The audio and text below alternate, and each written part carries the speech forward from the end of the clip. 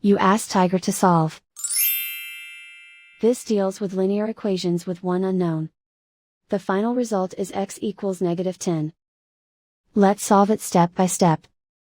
Simplify the expression. Expand the parentheses.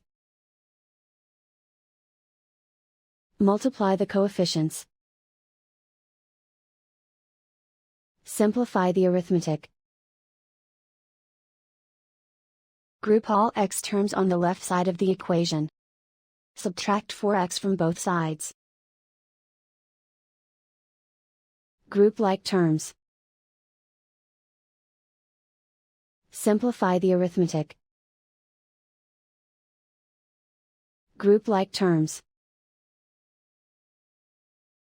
Simplify the arithmetic. Group all constants on the right side of the equation. Subtract 4 from both sides. Simplify the arithmetic.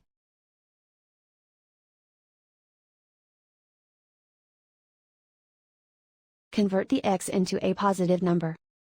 Multiply both sides by -1.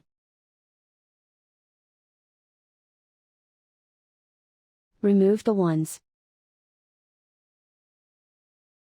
Simplify the arithmetic. And so the final result is x equals -10.